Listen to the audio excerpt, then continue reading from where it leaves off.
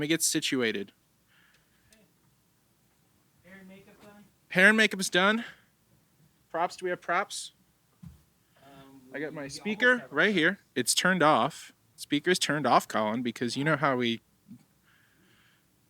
This tastes like kind of like a tea. Yeah. Is there anything we can put... Yeah. Otherwise, I'll just lean back. Actually, you know what? I'll just lean back. It'll be fine.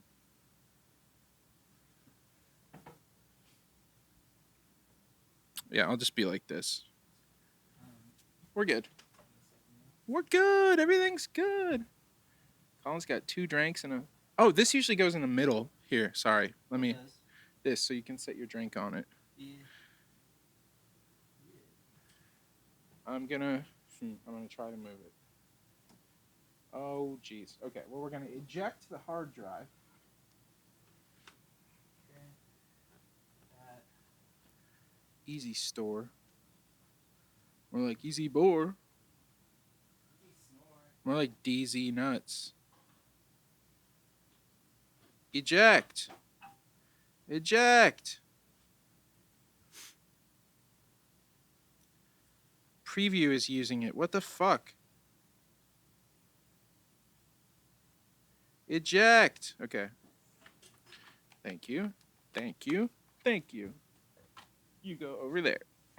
You go in. Oh boy. Yeah, I'm just trying to. Oh, jeez.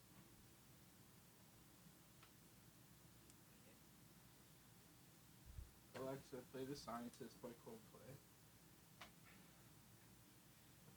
I'm up to meet you. Tell you I'm sorry.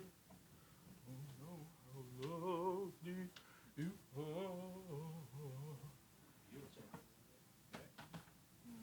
How are we gonna keep track of these?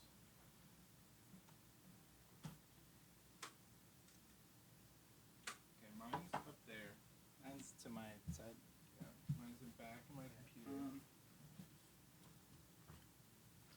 Nobody said it was easy.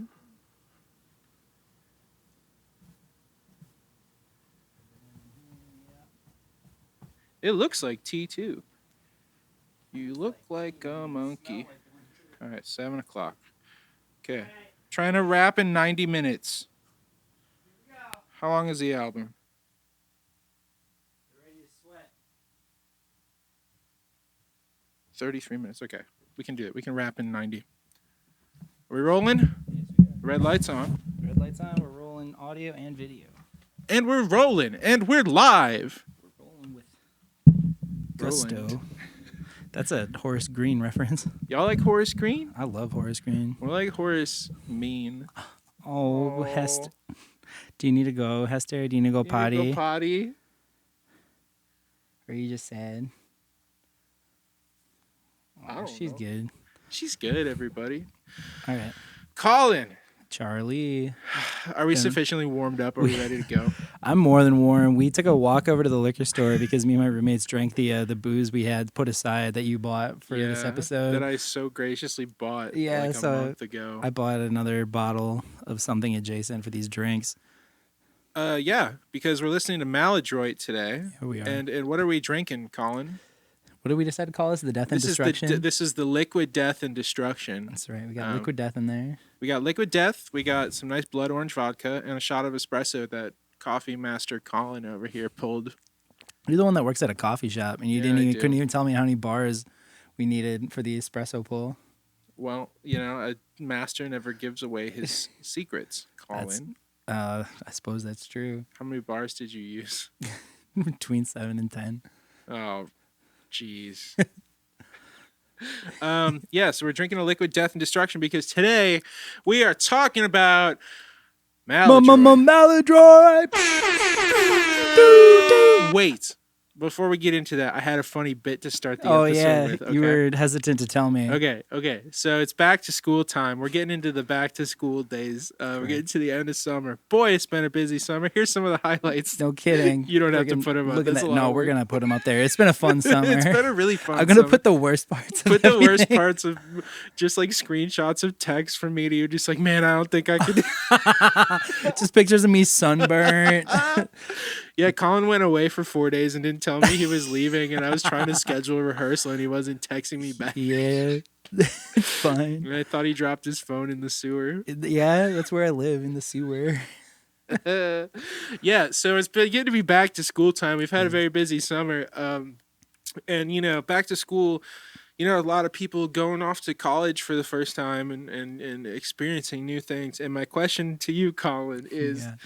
Congratulations, you've been accepted to the University of Hard Knocks, and your major is Weezology. Okay. What classes are you taking in your first semester?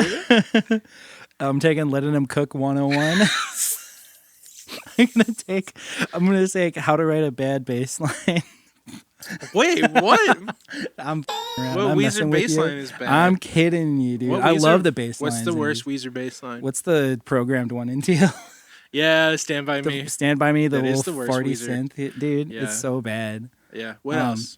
What else am I taking for Weezology? Yeah, your classes for Weezology. So I'm taking Letting Him Cook, how to program a bad bass sample. That's a Oh, 2 dude, credit I gotta course. take drum lessons from Pat, dude. That's Yeah. obviously. Patrick Wilson drum styling. Dude, yeah, dude. Patrick Wilson teaches. Teach him how to do. Dude, that yeah, one. some of his little Hersha fills. I would Yeah. love that. Yeah. I want to take fashion from Fashion 101 from like Legally Blonde. yeah. Remember that film? I was in the musical. I directed the musical. Good for you. It's a fun That musical, was my honestly. directorial debut. Yeah, it Yeah, was a good time. but yeah, drum lessons from Pat. I want to take fashion from Brian Bell in the Red album, a little fedora Okay. action, and then I think to cap it all off, Yeah, your capstone. my capstone is gonna be.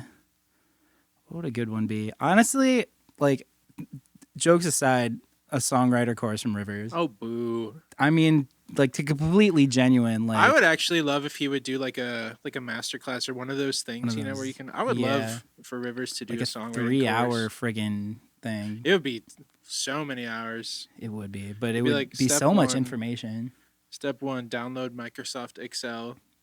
Step 2: have the songs or have the fans help you write a song. Yeah. Step 3: rhyme job with slob. Boom! There it is. That's a Weezer song. It's- Put it up there. put it in there. We don't have one. We don't yet, All right, Colin, what do you think? You want to talk about Maladroit with me today? brother. What classes are you taking? Oh, well, you got fishing 101. You got taking control 104. I think there's skip right to 104.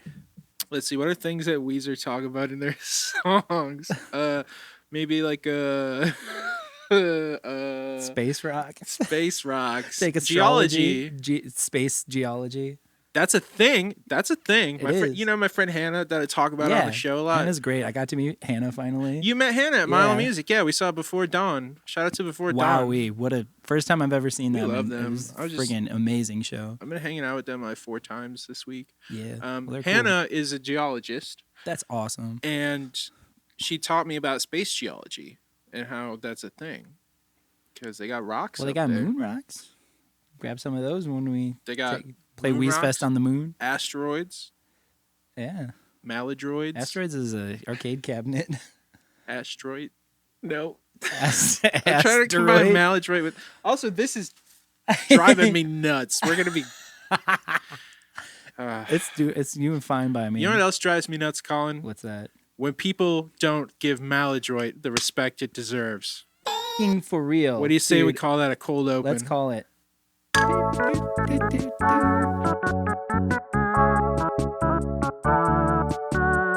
People don't give Maladroit the respect it deserves. What is your just first thought, first opinion when Maladroit comes to mind? So with Maladroit, I skipped over it a lot. You know, Okay. I was like, I think it was like when I started listening was like Red album. Yep. So Maladroit was already out, but I was like, what is this album art? Who's this guy just sitting there? It's Rupert Peasley, dude. It's Rupert. Rupert Grinsley from Rupert Peasley. That's his name. Rupert Peasley from Harry Potter. That's the character's name is Rupert Peasley. He Beasleyed his pants. I'm gonna put up a picture of him sitting there with wet pants. That's so rude. What did he ever do to you? I don't know, but I put okay. So the but, guitars on Maladroit were so loud that it made Colin pee his pants the first time he listened to it. That's almost true. But when I first did listen to it, I never listened to like the full album until like within the last year. Yeah. And I was like, knew Keep Fishing because of the video they did with the Muppets or whatever. Yep. So I was like, that's pretty cool. I love the Muppets. Muppet Treasure Island. Who's your favorite Muppet? Gonzo. Muppet Treasure Island is the best Muppet movie. Also. It is. Yeah. It's amazing. Muppet Christmas Carol is second, but like cheeses for those Mises.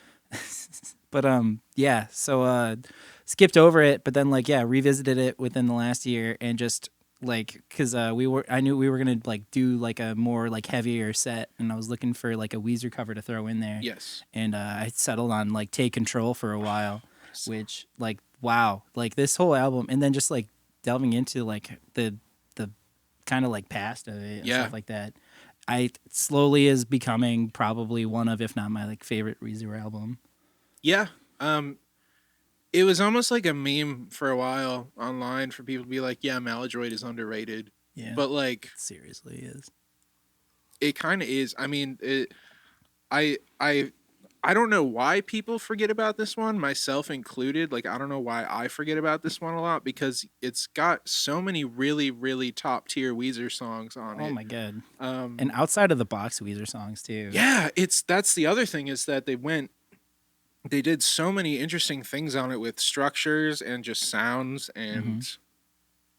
Yeah, it's a really interesting one to talk about, and I'm excited we get to dive into it. I think it's probably Weezer's heaviest album. Would you agree with that statement? I would agree with that, yeah. The guitars are like, I mean, you talk about the Blue Album guitar tone, but this is like almost too much. Yeah, so like the other thing too is that like we've talked about like the tone of the guitars on Blue Album are like incredibly sludgy. Yeah. And the Hester's here. She's just being a good little girl, hanging out, protecting us. It's a guard dog. Yeah. But the guitars are very forward on this album rather than being put in the back. They're more like present, in your face. There's a lot of like saturation on like the bass and drums too. It's an incredibly like heavy driven album. Yeah. Especially for like Weezer. Yeah, and even though like there's a lot of songs with good riffs, which you don't really think of Weezer as a riff band. And like the Burnt Jam riff is like, yeah, wow. It's, we're talking about Blue Album and how like Rivers kind of was either going to listen to Pet Sounds as his main inspiration or Led Zeppelin as his main inspiration. Sure. And I feel like that's what Led Zeppelin inspired Weezer sounds like is Burnt Jam and like some of those other ones on here. Interesting thing about this one, mostly self-produced, actually pretty much entirely self-produced, which after Green Album is an interesting, we're starting to get into the period where every album is kind of a reaction to the last one. Yeah. And I mean, like it shows, like, as you kind of like said in that Hot Takes episode, like all like the Weezer albums that are like self-produced tend to be amazing albums. And this definitely falls under that category. I don't know if I'm going to call it amazing yet. I need to listen to it with fresh ears and really dive deep. In my memory, there's like a few songs that I don't care for, but I'm also not sure. There's a lot happening on it, so we'll see. It was released. Here's something fun: 364 days after the Green Album, less than a year. They were cooking. They were cooking. And it has a lot of those. We were talking about like the summer songs, SS2K Summer Songs 2000 when they were trying stuff out on the road, like during Warped Tour. But yeah, as you were saying. Yeah, a lot of the songs that they were working on during the Green Album, probably some of the ones that like ended up being not so formulaic. Green is very It's very one note in a good way. We've been through this. Yeah. But Maladroit is very much a mixed bag. So I think some of the leftovers that didn't quite fit on green, things like Dope Nose, American Gigolo, those types of things. Also, the first Weezer album to feature Scott Schreiner. Uh-oh, the Love bad that guy. boy. I think Scott Schreiner is an unsung hero in the bass world. I think some of his bass lines are just so intelligently written, and they serve the song so well. You know, as a bass player myself, when I'm writing a bass line for something, it's very hard to walk the line between something simple that's just going to kind of go unnoticed and something with, you know, one or two things maybe. Yeah, one or two little things here or there that just add something to the song. And I feel like Scott's bass playing on almost all of the Weezer albums he's been involved on, he's very good at walking that line and throwing things in when they need to go in. Totally. So. The tones he gets out of these, like that P bass, too, yeah, like the classic. I forget what year his main P bass is, but it's an old one. That thing is gorgeous and precious and beautiful. Yeah. Plus, he's like the only member of Weezer that looks like an actual rock musician. You know, that's true. It's funny. I wonder if they gave him the same test of like figuring out what his favorite Star Wars figurine was. Probably not at that point. He probably bullied him. It was like, don't you ever ask me that again. They're like, okay, we need somebody to give us a little bit of sex appeal. Flash his gold tooth at everybody. Do you know that he toured with Vanilla Ice? Have we been over this? We went over that slightly, but I think that's also important to note. That was like his thing. Vanilla Ice is playing at... Who was telling me this? Oh my god. Vanilla Ice is like doing a show somewhere in like northeast Wisconsin, like a small venue. I'm gonna look it up on our break and I'm gonna tell you. Okay. Yeah, he's like doing a show somewhere around here at like a bar. Oh wow, really? Yeah, in like Crandon or something. Oh no, Kiss is playing in Crandon. Kiss is playing in Crandon. I did see that. I don't know. Weezer should play at the Bent Keg. No, Weezer should play at the Bent Keg. I played at the Bent Keg. That's right. Thomas almost died at the Bent Keg. He was fine. He's all right. He's a professional. Then I got in trouble for drinking PBR in the alleyway because I turned around and the police station was right there. And the guy was like, hey, don't do that. And I was like, okay. It's hot. It was almost as hot as it is today. It's stupid hot outside. I woke up in a sweat. I think we're in a heat advisory. We are. Because the riffs on Maladroit are so hot, and the guitar tone is so hot. Hot. Also, Rivers was at his heaviest point of doing substances at this time. Crack. Smoking drugs. Doing crack. That's a good song. That's a great song. By Weezer. Yeah, but you know, there's like him talking about writing Dope Nose, and he's like, I don't know, I just like took a whole bunch of Adderall and went and sat on my lawn, and that's what came out. Like, yeah, wow, I can see that. I will say that I don't think there can be a Maladroit 2. No, I really don't. You know, like you can't recapture that. You can't. It's irresponsible to even I think want that. But I think that's part of what makes it also a little more special to me is that it's like it exists in a bubble and nothing will ever be like it. I think in their catalog again. Yeah, that's a good segue because my next point is talking about how they were at a very interesting point in their career where like there was a lot of hostility between them and their label, and then also there was like some hostility between them and the fans. That was kind of the first time that kind of came up. But like basically after the Green tour ended, they fired their management like right away, and they were like, we don't need you, and we don't need Rick Ocasek. We can produce like Pinkerton, okay, whatever. Sure. But we can do it again, and we can do it right this time. And it's like there's a quote saying that they wanted to actually make their label angry with this album. Like it was written to piss off the label. I love that energy. Yeah, I absolutely love that energy. Bring back angry Weezer. Seriously, like I mean, there is like a lot about like Weezer kind of goes through dips and valleys too of like acknowledging their fans and then like being combative with them. Yep. And I think that there's a way the way they did it with this was like more so rather than them pushing like actively being aggressive against their fans, they were just like standing their ground, making what the art that they wanted to make at that time of their life. Right. Compared to like something like the Black Album when they're like, Mm-hmm. you all just want to hear us make electric guitar music again, but we know better. It's Right. like, Right. yeah, this was the first time Rivers kind of shared a whole bunch of demos online, which like Yeah. he's still doing to this day. He's been sharing stuff for the new album that's coming up. Which is exciting. But and put it online and like on this message board, and then it just turned into like people talking, not realizing that Rivers was reading all of the comments that they were posting. Yeah. Which is like really sad and really funny at the same time. But it also like there was some positive feedback, and like the song Slob was not going to be on the album, and if it hadn't been for a bunch of people being like, Rivers, you should really put this on the album, it's really good, like we want to hear this on the album. Like that's kind of what got that song included. I do want to make that note though, like this was an interesting time for them, but like the internet as a whole, I think that a lot of people were a lot edgier with like the way they the language they used, because I don't think that anyone comprehended that that stuff was going to be there for so long. So people were very loose-lipped. And there was so much more anonymity. Yeah. Oh, absolutely. Like, yeah, no, people like I don't think really comprehended the internet yet, but like, yeah, it's kind of interesting that like Weezer's been around pretty much as long as the internet's been available at the home level. And has grown with it. Mm-hmm. I mean, we've talked about this a number of times, but this was sort of the first Weezer album that was directly shaped by people on the internet, which has come back several times, good and bad. Yeah. But yeah, recorded like over 150 demos, you know, as Rivers does, and put them out there. And you can hear a lot of them online. And it's stuff from this era is really interesting to listen to because they are really throwing whatever at the wall.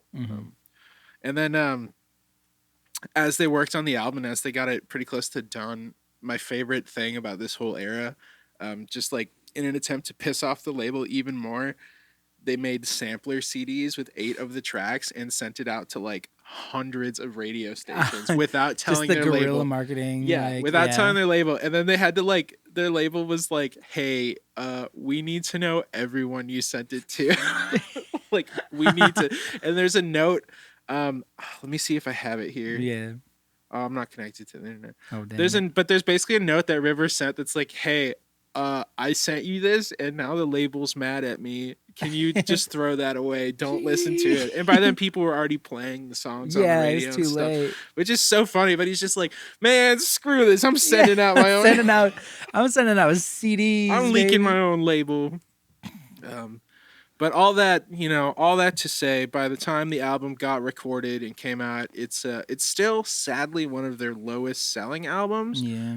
But it's like one of their highest ranked. Yeah, highest ranked. But like I think we were looking at this, is one of like the almost the lowest.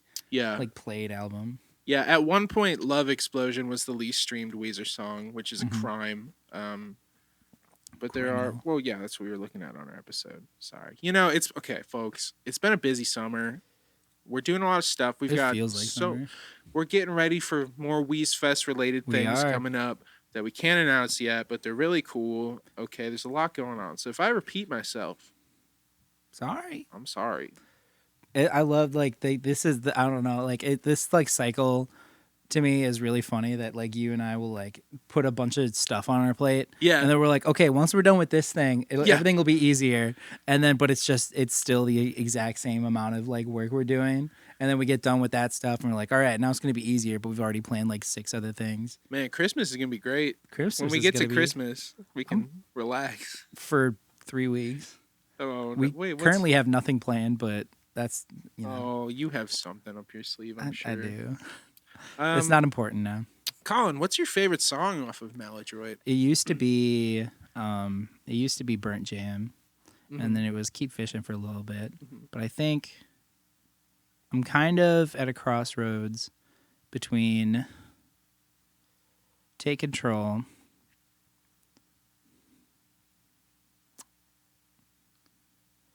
I think it's Take Control, honestly. It's Take Control. I think right now at this crossroads of my life, it's Take Control. That one's interesting because for the longest time, that was one of the ones I skipped. And just like since you floated the idea of us covering that, which we never did, right? I went back and listened to it, and like that, the pre-chorus to, I don't even know what you would consider the chorus and the pre-chorus in that, but like The part Right. that like kind of builds up to the take control part is like it's everything I love about a lot of those songs on the Green album where the drums are doing like a halftime thing. Mhm. It's everything I love about that dialed up to 11, if that makes sense. Yeah. Like I see a lot of it's that song is like crab but not silly. Yeah, You know no, what I'm saying? it's a little, yeah, it's like that, but it's like straight up like somewhat like depressing. Yeah, it's dark. It's Yeah. they haven't gone that heavy and With like, yeah, in terms of instrumentation and like lyrical content. yeah, and like Pat is just the way the drums are Oh mixed my on this thing are God, like dude, yeah. massive. How about you? Do you have like one that you're? I think Well, at first, it's probably Keep Fishing, Mhm. but I do really, really, really love Slave. I think that's one of the more beautiful songs that Rivers It has is. written. And there's a really cool. They did around the time White Album came out. They did a Spotify acoustic session, and they did the acoustic version of that. Yep. Which was another like fans voted on it, which is so funny that like the Yeah. album that all the fans were talking shit about. Now they're like, we want you to play this. It's the deep cut Weezer fans that are the loudest for sure. Yeah, for sure. We didn't. I don't think we heard any Maladroit at the show we went to, which would have been. I don't think so. But at the next Keep Fishing Weezfest, is I think also you're Slater Smet's favorite. I think Weezer Slater song. Smet. We love Slater Smet from The Sinner and the Saint and Weezfest for about 2 weeks. He was And involved. also from Slater Smet Acoustic Slater Smet. I've known him since I was 6 years old. from the Wave Tones. From the Wave Tones. Maybe someday they'll ride again. It's a joke that's only funny to like 10 people. at Let's talk max. about the album cover, Colin. You just sitting there. Like, what do you think of it? How does it strike you? It doesn't. It's just weird. I'm like I would argue that it's like the once again like the most unlike Weezer has sounded, and it is the most unlike Weezer an album has looked. What if? Okay, here's something. Yeah. It's a great cover for a Primus album. Yeah, I would agree. Do you know with what I'm that. saying? Maybe Like- you could like have the walls melt a little bit or something like Yeah. that. But yeah, I could. You remember when Primus covered Charlie and the Chocolate Factory? I went and I bought the album and I was convinced I was going to find the golden ticket. And I Yeah. went to Exclusive Company one night, like 10 minutes before they closed, and Tom was there. And I was like, I'm going to win. And he was like, okay. And then I opened it and I didn't win. Oh, RIP Exclusive Company. But Rest in UFO power. Museum is really cool. that's true. I love Primus. Yeah, but Primus covers Weezer. Primus covers Maladroit. What is the most Primus sounding Weezer song? That's a good question. gotta Do you have think. an answer for that? No, I'm going to think though. We're gonna think on it. Well, maybe we'll I feel like it's at the got to be end, like. we'll drop it here. We'll think on it, and then we'll put our little answers right here if you don't got one. I could see. Okay, this is gonna be weird. This is gonna be weird, but I can weirdly see if you add like a bowed upright bass thing, I can weirdly hear Les Claypool singing "The Spider." Okay. Like you know how they do those weird like slower songs every now and then. Yeah. Yeah. Every here and there. Yeah, Yeah. I know what you're talking about. Maybe. I gotta think on mine. You think on I'm yours. gonna have a really good answer. I hope so. I'm gonna forget until when I'm editing this. My name is Pat. Yeah, so that album was voted one of the worst album covers of all time by Pitchfork. Wow, Pitchfork.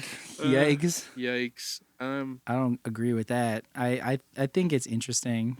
I don't think Yeah. it's an amazing album cover, but like It's just weird. It's weird, and I think that for this album, I think what they were going for is like it was such a departure from everything that they're like they wanted people to be confused when they looked at it. Okay. I could see them in the little like Weezer writing room being like, this intro is, or this album cover has got to be like strange and like Yeah. have like some sort of curiosity to it. But I think it went the other way that they thought it. That's fair. would. That's fair. Yeah, I mean, that's what I got about Maladroit. You got any other thoughts, Colin, for me? It's f***ing cool. It's f***ing cool, You dude. heard it here. I love it. What's your least favorite song off of Maladroit?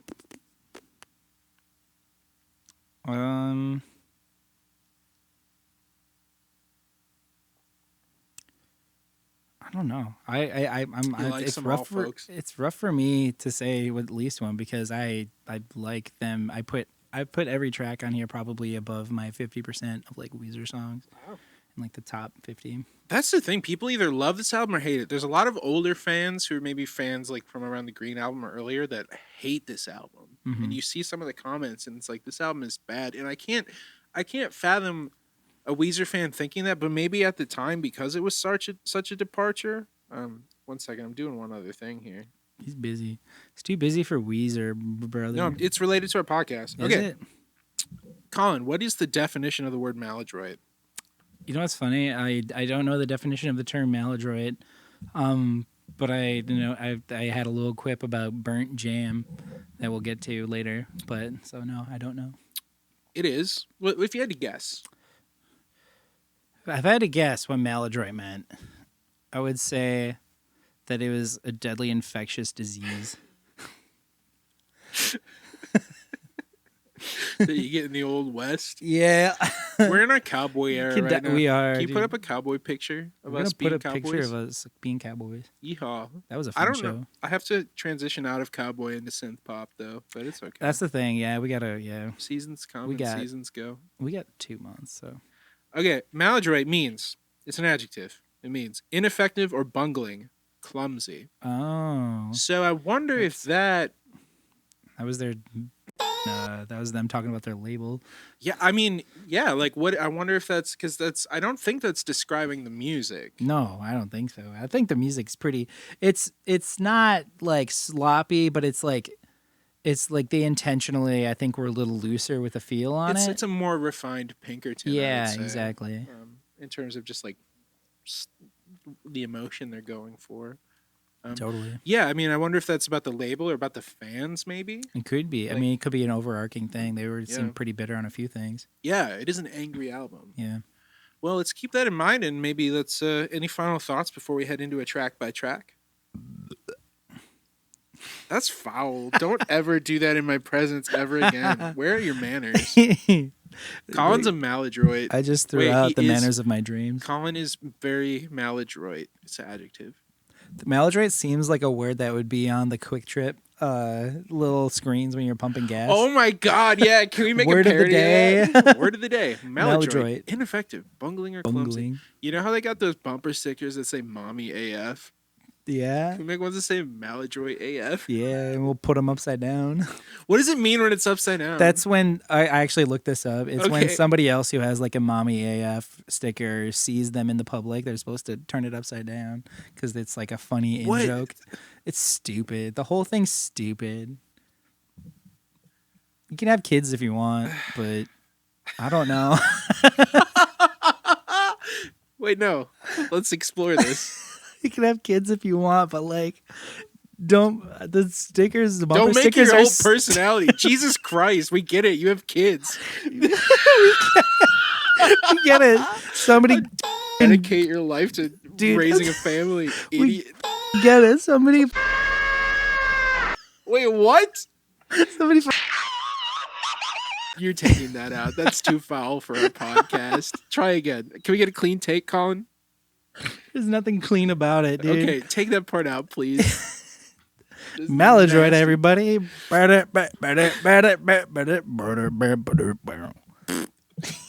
right, we're gonna be back on track by track. Hester gotta go upstairs. Got the dog out. Magenta Mountain by King Gizzard and the Lizard Wizard. Mungo Mountain, the band. Mungo Jerry and Rumple Teaser from Cats. You ever see or play or be a part of the musical Cats? No. Do you know anything about it? Nope. There's cats in it. You've basically summed up the whole plot. There's James a whole bunch Gordon of cats was in it, right? Oh, in the movie? No. There's a whole bunch of cats, and then at the end, one of them wins and gets to die. That's Cats. They and got it's the 9 old lady lives. that everyone makes fun of because she's ugly. That's literally Cats. That's me as a kid. I played Cats twice in my life. Phenomenal show. There's a song called Skimble Shanks the Railway Cat. Really? When are we going to do Cats Cast? Never. You did not do a good job of yes-anding me right there. Colin and I are going to take improv classes to get better at comedy. We actually, we were told that it would help. Taking improv classes would help our flow, but... Oh, one other... Sorry. Yes, and? And then what? And then, so the other night we were having a little cookout with some friends, right? Yeah. You were there. We did a read through of a script Oh yeah. for a big I'm motion excited picture. for that. Two separate people that were at that function told me at different times in that night that Maladroit was the last Weezer album that they bought, and then they gave up. And then they gave up. Two different people that were there told me that at separate times, which is interesting. I mean, they weren't strong enough. So let's see if this makes you give up. Track one. So that's something that I thought about too, just like real quick. Yeah. Is that like I like, as I said, I didn't like get into Maladroit early, right? Mm-hmm. I had heard songs from it, but I never like got. So it's like it was like Keep Fishing and Burnt Jam, which are like the two most unlike the rest of the songs on the album. Yeah. Two most unlike the tracks. So I kind of wonder if I had listened to it, if I would have liked it more, or if I would have like been like, this ain't for me. Right. Yeah, it's interesting. Yeah. It took me a while to like really get into it. You know, the standouts stood out right away, but it took me a bit to really appreciate it how I do today. Same. Okay, so track one, American Gigolo. What a freaking way to start an album. Just dude. huge. Yeah. I think when you listen for this, I feel like this is a song about the fans. Yeah, probably. Yeah. Thinking about it. Sort of like, I don't know. We'll listen to it and then we'll get back to it. But any thoughts before we dive in? Let's kick it off. Melt my face off with these drums, Pat.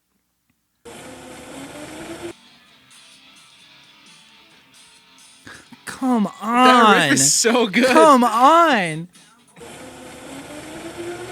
Okay, massive chorus.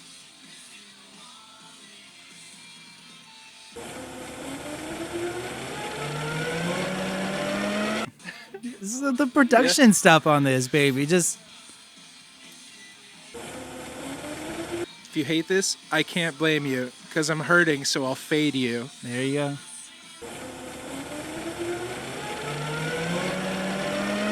Forget playing the melody as the guitar solo. Forget Forget it, even dude. playing in the We're key. going Let's back just- to Pinkerton and Yeah. just do what we want.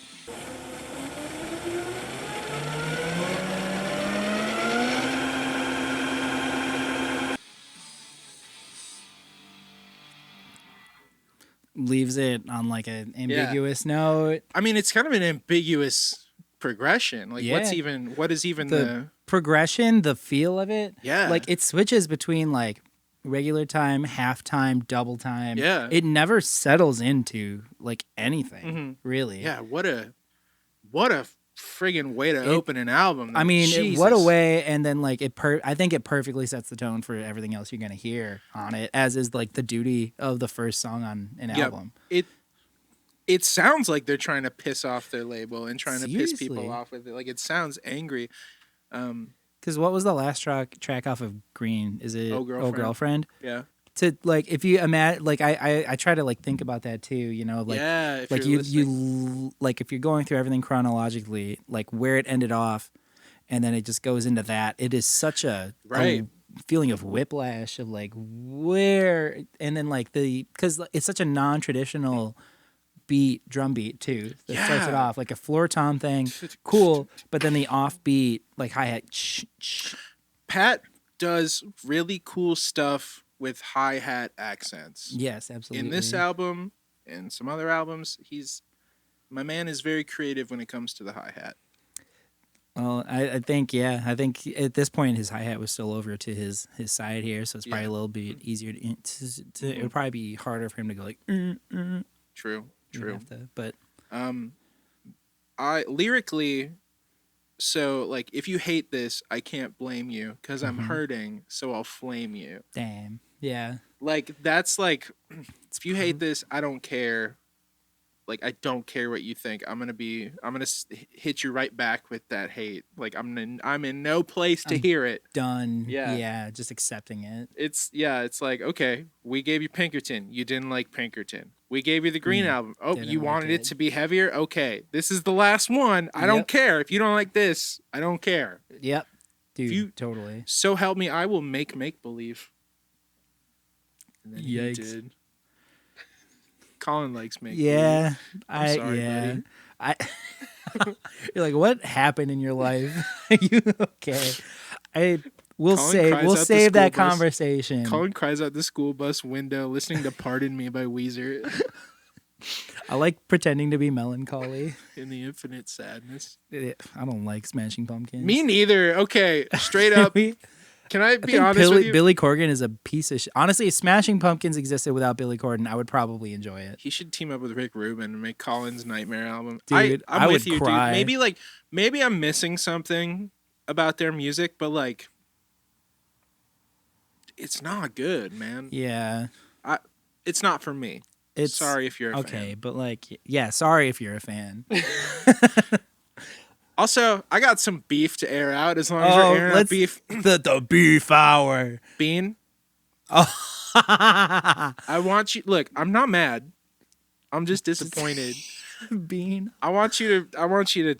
I sent the screenshot of your comment on the hot takes to Charlie. I'm not mad. I'm just disappointed. I want you to really try to give Season Spring another shot because I think it's a very nice, chill, upbeat Weezer album. And if you don't like it, that's fine. But I don't think we can be friends. No, that's not true. I appreciate you and all you do for our lovely podcast. We love your support and thank you for commenting on the video.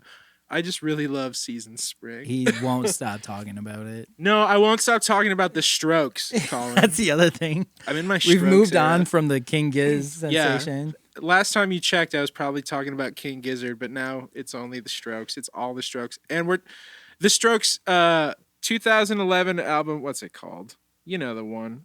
I'm going to lose Maladroit when I do this. Their 2011 hit album, Angles, that nobody likes because it was too synth pop.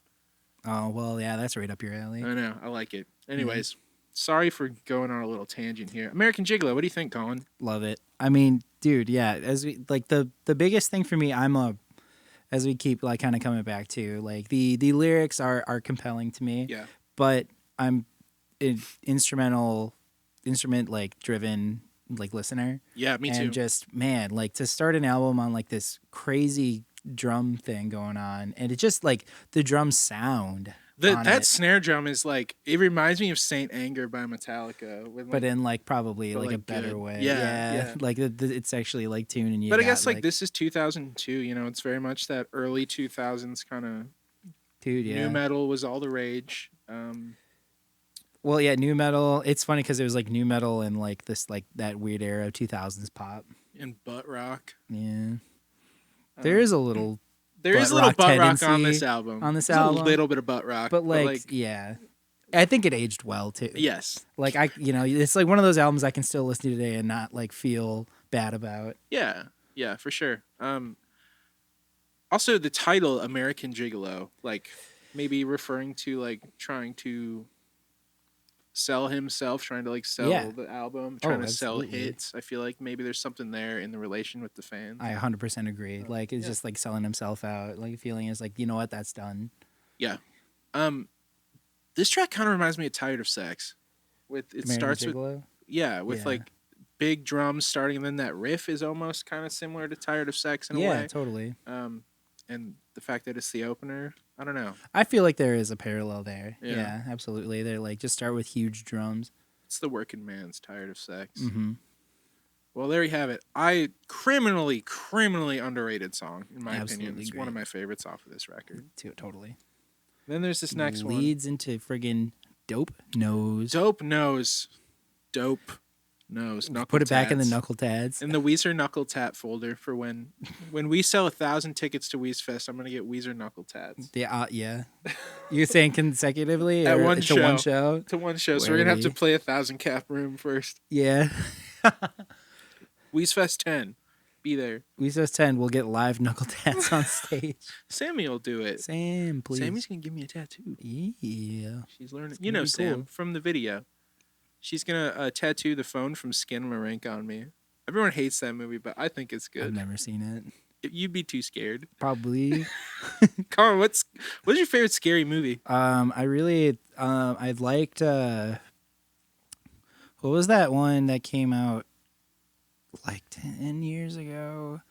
It was Insidious? One of the I'm really sorry. I Conjuring? should know this. Paranormal we have to Activity? fast forward through this. That's fine. It's Chucky. It's the one. It's like technically it had John Goodman in it. Oh, And Cloverfield Lane. Cloverfield Lane. I really liked that one. I haven't seen. I've only seen the first Cloverfield. So like that's the thing is like with Cloverfield, I think like focused on like the monster and the relationships between that. This like removed that. Okay. And they were just like in a bunker for like Whoa. most of the movie, and then just like exploring like the dynamic of like this like I mean John Goodman always plays like a really good like villain character. Goodman. Yeah. Yeah, especially he like in Oh Brother Where Art Thou. Yeah. Dude, Yes. He was so great in that. Yes. But like it explores like that because it was the girl from like Mary Elizabeth or whatever. What'd you say? Ipanema. That's up there north of Shatek, Ipanema. But can I? Sorry, fantastic. No, I just like just to cap that with a bow. Just like I always love movies that like less focus on like the monster and it's like the more psychological, you know, like Silence of the Lambs and stuff like that. Maybe people are the monster the whole time. That's what I mean. Yeah, it happens a lot. But yeah, one of my least favorite horror movies of all time was what's Insidious. Yeah. It was scary, sure. It like had some jump scares in it, but like at the end when he can just yeah. But yeah, no. What about you? What's yours?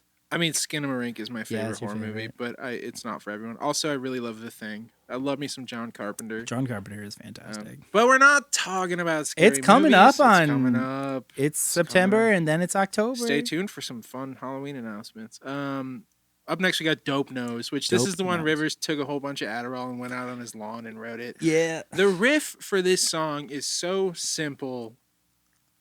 Like, it's stupidly simple. Yeah. But it's effective. Absolutely. I tend to forget about this track, but it really is I really kind of wish I could have been like a kid or something walking by his lawn, just like see Rivers come up on Adderall, just like.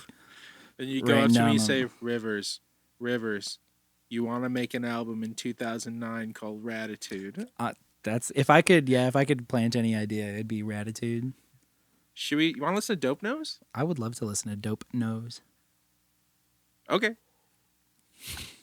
Oh, no, I added a bunch of songs to the queue. Hold on. Okay, here we go. I added a bunch of Strokes songs to the queue because we were setting up and I wanted to listen to the Strokes.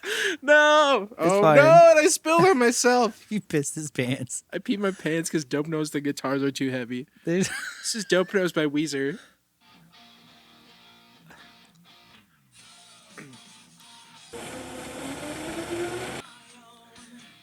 Some chit chatting. Yeah.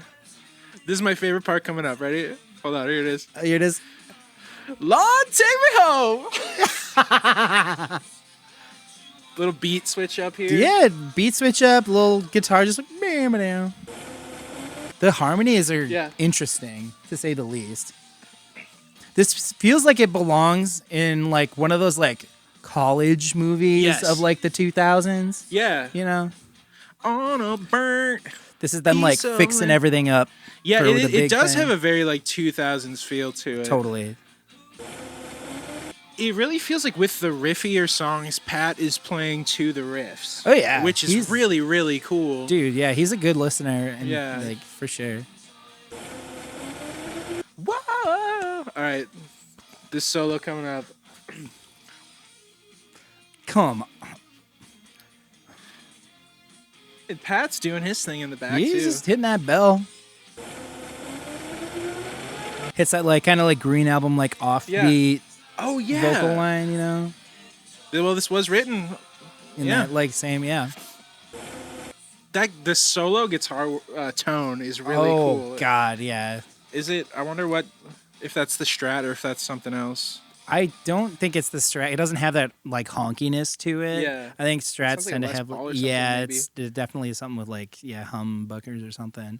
But what a like freaking song, the solo for that one and the solo for Keep Fishing. Yeah. Have that like same kind of like feel. I think that, you know, they're different like melody things that they got going on, but like the tone of the guitar and then like where it's like I have to delve into like the theory behind like the notes that happen, why they sound the way they do musically, because those are some of the most like interesting like solo sections I think I've heard in like a Weezer. It's really cool album. It's really cool, and it's especially coming after the Green Album where all of the solos were just the melody of the song, which I love on the Green Album. Totally. But here it's like Oh, you want guitar solos? Okay, Dude, I got guitar yeah. solos. And it's like they have to be like hitting a different like chord center or something like that, because like these solos come in and then you're like it gives you this feeling that like I'm looking somewhere else. Yeah. While, you know. Yeah. Like just through the melody lines that they have and like these key centers they're hitting. I'm telling you, I really want to like delve into that. So much going on. Write your dissertation on the theory of Weezer's dude. Maladroit. I would. One time I went on a date with a lady. Yeah. And we were talking about like Weezer, and weirdly enough, like the band Charlie Bliss, who I don't know if you're familiar with. Somewhat. They have an album called Guppy that has like a song that reminds me a lot of American Gigolo. Weird tangent, but I was like, oh, have you heard Maladroit by Weezer? Because we were talking about that. And she was like, no, I've never heard that. I was like, oh, you should check it out. And she never talked to me ever again. That's fair. That's what I get for telling someone to listen to Maladroit. I actively in my real life try not to talk about Weezer because I think too many people think I'm the Weezer guy. No, when people come up to us in public, they're like, oh, the Weezer guys. We're both like, Weezer sucks. I hate Weezer's Weezer, not dude. good. Yeah. Someone Let's asked talk about me, anything else. Someone asked me today if Weezer was my favorite band, and I was like, I mean, I'm too deep in the bit now. I have to say yes. Like, it doesn't matter if like. Since we've been doing this podcast, I don't really listen to much Weezer outside of it. The preparations. And then I went and listened to Blue Album the other day, and I was like, okay, this is really good. I still love this. No, yeah. So. I went back and listened to Everything Will Be All Right in the End the other day. Do you believe that everything will be all right in the end? It will be. And then you die. And then you die. Dope Nose. I think that name A+. I like this dope nose. Like no. There's a lot of weird like spelling things on here. Mm-hmm. Maybe a little bit of a connection to having a song called Hash Pipe on the previous album. I don't know. I am formulating a small Weezer thesis. Okay. And I wasn't going to talk about it, but then you mentioned that. Okay. I think I've noticed that... Tell me, Colin. Each album... I'm going to deep dive into this for the next episode. Maybe it'll be its own thing. But every album has a song that is like predicts the next album sound, kind of. And then each album after like Blue Album has a song that sounds like the previous album and sounds like the next album. So like what Hash song? Pipe is kind of like predicting Maladroit. What song on here is predicting Make Believe? Slave? Probably Slave if I had to pick. I have to do some research. You know what my Weezer thesis is? What's that? The Weezer releases follow the or vice versa. I'm not sure if it's Weezer or vice versa, but they follow the 3D Legend of Zelda games. Oh yeah. You've got the Blue Album and Ocarina of Time. Yeah. Then you've got Pinkerton and Majora's Mask. And they're like, that's too weird. That's too out there. Yeah. Wind Waker and Green Album. Dude, okay, that was fine, but we gotta go edgier. Maladroit and Twilight Princess. It's there. It's right there. That's what I'm saying, dude. We should go off and do our own little thesis. We're gonna do it one day. Yeah, maybe we'll do that, and we'll each present our research on one of these episodes. That'd be good for our Weezer 101 capstone project. That's it. Oh, hell yeah! See? I'm gonna give you an A+ on that. I'm gonna give you an A+ on that too, brother. Hell yeah! You're a smart fish. I just looked at the word fish. Dude, let's get into it, dude. Dope Nose, great track. Great track. Keep fishing. Adderall. Top baby. 10 Weezer song. Keep fishing. There's two different versions of this song. The one on the music video has like a couple different things, different guitar takes and stuff. That was the other thing too I noticed is like, because I watched the music video first before listening to the track, so that went through me for a little bit of a loop. I was like, something feels off, but I don't know what. But yeah, it was. This was maybe my favorite song to play at our 4-hour record-setting Weezer set. Twice. Song's so nice, we had to play it twice. I love this song. Mostly just because Slater showed up. All right, let's keep fishing.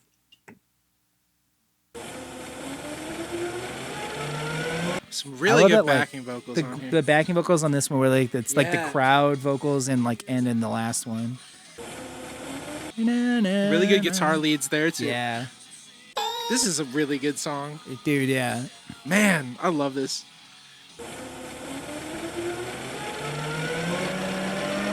I love just hitting the crash on this.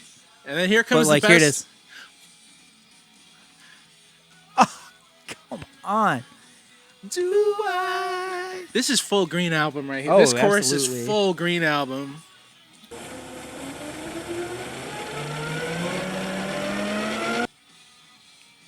It's 2 notes, baby. That's all you need, That's all man. you freaking need. That beat switch up is Dude. a top 5 The Weezer moment First for me. time Yes. I heard that, Yeah. I want to like recreate that feeling, I wanna dude. bust through a wall like the Kool-Aid Man when I hear that. It said, "Oh," instead of saying, "Oh yeah, it's do I." Do I? Just Tag getting those like moments to go, ba ba, Pat knows when those. to go off. dude. Boom, boom, da, boom. Oh my god! Come on. Come on, dude. Let me Just tell let you, 'em hang on it. bad day fishing beats a good day at the office. Have every day, every damn time. We'll go fishing sometime. keep I'll get my fishing. brother to take us fishing sometime. Oh, I would love that. Yeah, Deep dude. sea fishing. I only go trolling for mole-ass. It's up to you if you want to leave that in there, Colin. It's in the Bible. You're allowed to say it. That's true. Jesus rode one. He did. He also didn't he do something with fish? He made multiplied more of them. I kept wish fish? that Jesus could have multiplied the rating, the I amount wish of that- people that listen to this album because it's good. What do you think Jesus Christ's favorite Weezer song? Thank God for girls. Yeah. Oh my Lord! Jesus what are hung we out doing? with prostitutes. The heat's getting to me. You know, it's funny. It's hotter in here than it is out there. It now. is. I would say the heat index in here is about 105. There's a heat advisory at the train station There's a Weezer advisory. every Man, Wednesday. that song rules. What I mean, dude, It's got- every song so far that Yeah, rules. you're that right. rules. The first that three, rules. talk It about is such setting the a- tone for an album. Yeah, Dude, it hits. It hits so It hits. hard. It's I really love music that is like progressive in nature, and like for a Weezer to have an album that like kind of hits on that a little bit, you Yeah. know, it's like they're not doing crazy stuff, but for Weezer, you know, to like go from like a swung to like a straight feel, you know, it's cool. insane, and it feels Right, amazing. you could have very easily kept that chorus in the same swing feel, and it would have felt really good. But it's almost like this song has two choruses because there's the it's just the thought of you in love with someone else. Like Yeah. that works as a chorus. If this was a Green Album song, right? They probably would have just cut like the straight. That's the eighth chorus. section, Yeah. Yeah, man. I have loved this song since the first time I've heard it, and I would put it in my top 10 all-time favorites. It hits every note, the backing vocals, the guitar thingies, the melody, everything is there from a good Weezer song, and I feel like people know this one. Enough people Dude, know yeah, this yeah, one. totally. I If think you know one for song the from video, Maladroit, yeah. too, yeah. Yeah, And the Muppet video. I do want to say that for like that one to have like the Hester found a fly. To have like the lyrical like kind of like message of it was like it's the thought of you in love with someone else, you know. Yeah. It's like dang, that sucks, but to go into Take Control, which is a way more Ooh. depressing, like it's kind of like the A-B to that, you know, Yeah. like a little bit like if you're thinking of it from the viewpoint of the same person, almost a little bipolar, Yeah. Yeah. you know. So Yeah, you said it great. We're at Take Control next. Take Control. That's where the thing goes. that's where the thing goes. Colin, for when you're editing Take this, control. that's where it goes. Thanks. You When I edit love- this Tuesday night, oh, yeah. hours before I'm supposed to release it, Same old story. same every old time. song and dance. He's never gonna learn. I never will. No, it's okay. Take Control rules. I'm excited to listen to it. I did not like this song at first, but now I like it. I love this song. Brian Bell loved this one and pushed for it to be on the album, which only goes to show, again, Brian Bell has the best taste of anybody in Weezer. Does, except for that little fedora. I get that. I think someone else told him to wear it. Yeah, Rick Rubin told him to wear it. I can believe that. We'll say that. All right, you ready to get into this? Are you ready let's- for this riff? Let's take control. Okay. Someone needs to take control of this podcast because it's going off the rails. Oh boy. Track 4. 4? 4. 4. Take Control. if Van Weezer was this guitar tone the whole time, it'd be even cooler. It's such a depressing vocal line. And there's very few the melody. There's very few lyrics. Yeah. In the whole song. The way that the backing vocals are mixed, this feels very Green Album to me. Yeah. Just the harmonies. But then you've got that little guitar going. Totally. Another track that's like could be could be directed at the fans. Oh, absolutely. I love the guitar kind of harmonizing the vocal there. And like the subtle harmonies. Yep. It's like, how few notes do you have to use to make it a melody that sounds like Weezer? That's seriously. What this feels like. Yeah, no, seriously. It's a very thick guitar tone. Yeah. I wonder, I'm going to have to look what he was using on this. Yeah.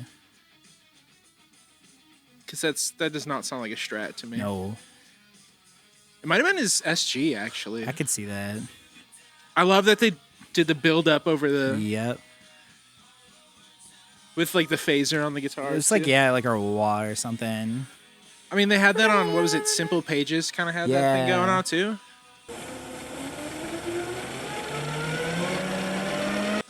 You're waiting for the downbeat. Pat's not going to give it to you. Yeah.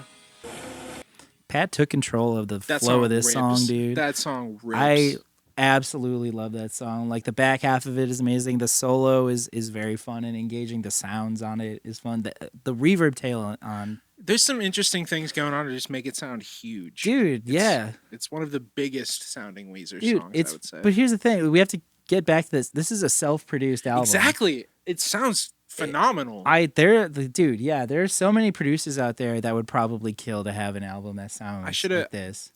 Look, we'll find out who the engineer was on this and put it up there, because I don't know if it's somebody who they've worked with before or if this was just a one-off thing. But bring them back for the next rock album Weezer does. For sure. Holy shit. Yeah, it just bombards you the whole time. Mm-hmm. Like, that guitar tone, man, is something. It's absolutely, yeah. And then it's like the classic thing. It's like in like production and when you're recording stuff is they call it the headbang test.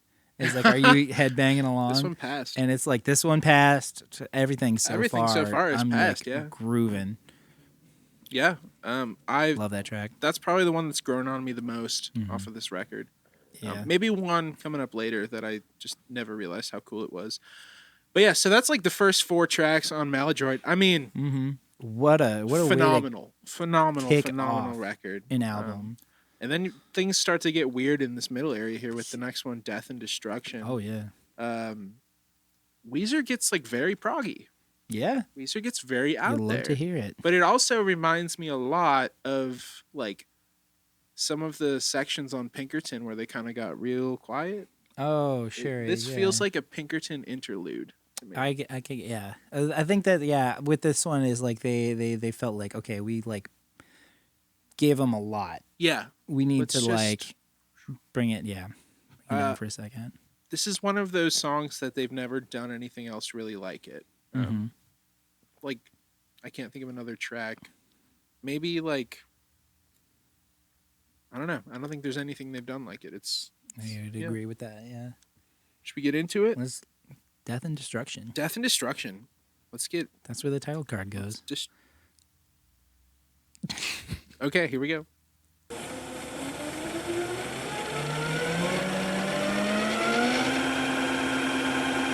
Here's the best part right here. Oh yeah. This guitar.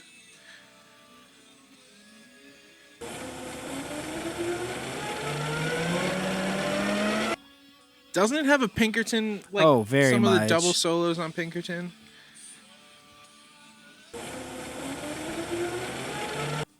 Got your classic Weezer build-up. Yeah.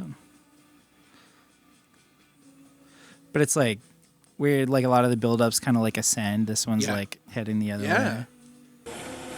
I love this. Pat's... Yeah, some of Pat's work on this one is just genius.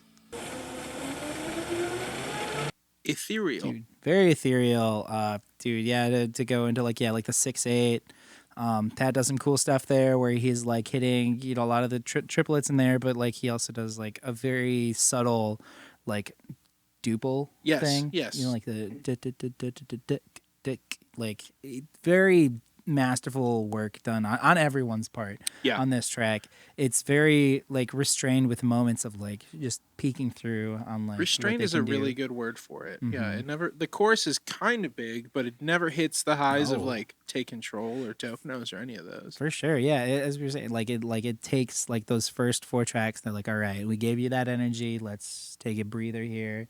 There's very few lyrics. The lyrics to this one sound to me like that songwriting method where you're just kind of playing the song at rehearsal or whatever, and you're just kind of mumbling into the microphone, trying to figure out what the words are. Okay, I can't say that you love me, so I cry and I'm hurting. Every time that I call you, you find some way to ditch me, so I learn to turn and look the other way. That's it. Nothing groundbreaking lyrically wise, but it's like it feels personal. Yes. It's like what was Kelly kind of probably going through his mind at the time about something. Rivers, who hurt you? I'll sock him in the jaw. Give him a wallop. Send him to Pound Town. One time Colin punched me in the face because I told him Make Believe was a bad album. I did. I'd do it again. I'm trying to get sock and boppers so I can fight my friends. That's a bad idea. That's a bad idea. You're going to get hurt. I'm going to break your glasses. I don't need them. They're just on the ground over there. I dropped them when I was setting up the camera. I stepped on my... Wait, I can't say that because it breaks the immersion. Never mind. Cut it out. Cut it out. Yeah. Cut it out. Cut it out. Yeah. Death and Destruction. Another one of those ones though that like the name doesn't fit. Yeah. The content of it. Rivers must have been feeling some kind of way. For sure. Probably was sad. I hope that Pat and Brian and Scott helped him feel better. Give him a big old hug. Yeah. Also, Rivers had a beard during this album. That's wild. Yeah, Bearded Rivers is weirdly powerful. Had it for this one. Had it for Everything Will Be Alright in the end. Had it for Okay Human. Yeah. Bearded Rivers gets results. Gets the job done on Adderall and cocaine and crack. I liked that song. I do too. Little experimental. You know other song I like? What do you like? Slob. That's our next one. This feels like a Pinkerton song to me. Yeah, totally. It's very angry and sad and loud. Mm-hmm. Well, yeah, exactly. Like we got our reprieve. Yeah, we're back in it. We're back in it. Right back to it. All right. You like Slob, Colin? I like Slob. Want to listen to it? Yes. Slob. Dinner's ready. This is angsty teenage Rivers. Yeah.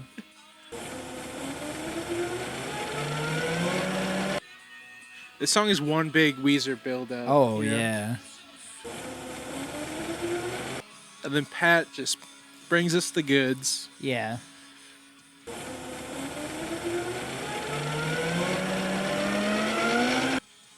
It holds on to that, and it never resolves. Yes. It goes somewhere else. Da, da, da, da. Oh, that bass. Yes. Scott goes off on this one. Oh, God.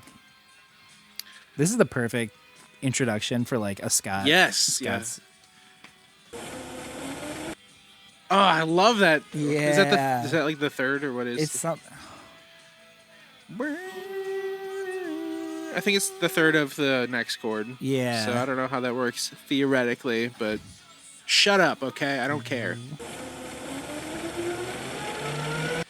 Sloppy in like the vocal presentation there. Yeah.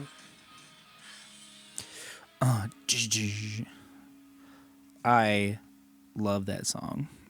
I love that song. That one part, like where it like delays, like you getting the satisfaction. It feels like it's gonna resolve, and they hold on it for so long, and then when they go to the next chord, it's somewhere else. it's not for another like 3 or 4 bars that you even get to like the tonic chord. Something about the way the guitar parts are just like the constant eighth notes the whole time really adds to kind of the frantic feel of it. And Rivers is just like the vocal performance on this is nuts. He's going off. It's thematic. Scott's doing all these slides all over the place. Pat is in another world at this point. Just dude, gacked out of his mind. Dude, 2 big things about that song for me that I definitely wanted to touch on. Where this one sounds like, so you got Take Control, Death and Destruction, which is like the reprieve. This one almost like the feeling for me of like the attitude of like the track list is that you got Take Control and you know it's like presentation takes it back, and then this is almost revisiting like the same energy of Take Control in a different way for sure. And I mean, I really like that. It's just like, because classically, and like I think a Weezer album is like, it's like a few songs, you know, they take so you're almost expecting like it to like go this direction, and he's like, you know what, no, I'm not done talking about that, you know, like I have some more feelings about that I'm gonna make known. Love that. And also the other thing about this song that stuck out to me, I think this is maybe what they wanted Make Believe to sound like. Okay, I could absolutely see that. If like that was like what Make Believe ended up sounding like, I would probably I like it, but like that's what I want out of Make Believe is that energy. Yeah, and just the dynamics. One thing I wanted to say is this album is so dynamic. Oh, absolutely. More so than a lot of Weezer albums that came after this. Just the highs and the lows and the switching up between the halftime and double time and things like that. There's so much crammed into these songs. Dude, yeah, absolutely. Like the syncopation on it too, with like the drums and the guitars too. Yeah, absolutely. It's very delicious. Give. Love it. Colin likes slobber all over him. So, you know, when a good doggy comes up and is very happy to see you. Yeah. Also, the first time, not the last time, that Rivers rhymes slob with job.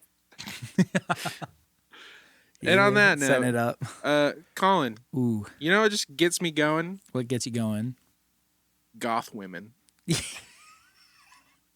Yeah. And I think Rivers Cuomo would say the same thing. I think he would. I do think he would. Especially he does on this next song. Yeah. Burnt Jamb. Burned it to jam. You had something to say about the name of this song. Yeah. Earlier. Do you know what burnt jam is? Well, I imagine it's when you have a peanut butter and jam sandwich and you torch it like a That's a creme D. brulee. There's a D in burnt. Burnt? Burnt is I can't remember what burnt is, but jam is like a door jam, you know? Like that's like the thing for like a door. I'm gonna give the definitions for burnt and jam right here, but it's not like it's called burnt jam. It's a jam. Burnt jam. Interesting. You know? Yeah, it's like it's different. So I'm curious. Thought it may have been a reference to like how Kurt Cobain would spell it like Kurdt sometimes. Right. Too. Yeah. I mean, that's potentially because it is. You know, it is a little jammier of a song. You know. Well, it actually started as a jam that they would do on the Green Album tour. That's why whenever we play it, you know, like I love doing that. I love playing that this one and Happy Hour are 2 good songs that. Well, like not necessarily for like the lyrical content of Happy Hour, but like that. Sure. Like D to E progression is fun to solo over. There's a good cover of this one too that you introduced me to. Yeah, Feed Me Jack does an amazing cover of this song where they get so progressive with it. Yeah, I love it. Yeah, this is another I'd say standout on this record. I think Burnt Jam is probably between this or Keep Fishing. Those are the 2 that you would know. Yeah, and totally. Dope Knows, I guess. Oh yeah, for sure. Yeah, another interesting switch up in style for Weezer, and this riff is out of this world. So here we go. This is Burnt Jam. Pat, you didn't have to. I'm glad you did. It's funny because like he does that so many times where like he'll play a beat to introduce a song and it shows up nowhere else.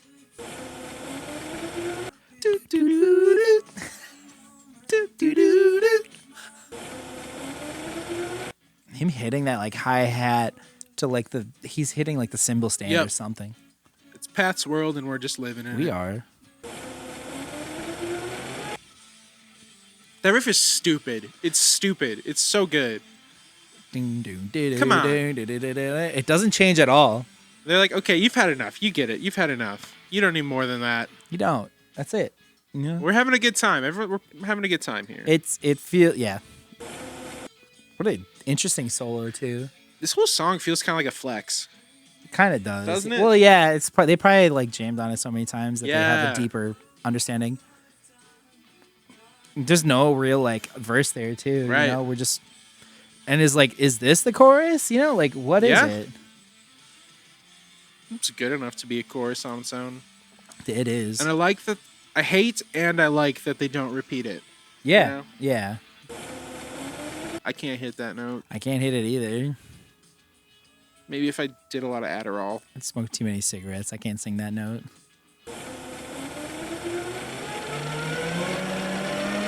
That's it. 2.5 minutes. 2.5 minutes. Doesn't gotta be more than that. It's Doesn't because have like to. I've seen too many jam bands that could take that song and make it 10 minutes long. It's true. I've It's done true. it. I've seen it happen. I'm in a jam band. I've done it. Are you? Vibe Center. Oh yeah. That is basically a jam band. Yeah. It's fun though. It is. You guys are good. We were playing at Music. Kavarna. Music. This will be out Music. after that. We played at Music. Kavarna. Music. Music. The thing about that There's a song, moth in here. there is. Oh, and if it lands on me, I'm gonna throw up. I It's his hate moths. Oh, you know what's cool though? There's a band called Lunar Moth. That's really good. All right, Um, calm down. all right. You don't have to always be plugging something, Colin. Jesus Christ. So many bands are good though. Yeah, you know which one is not good? Weezer.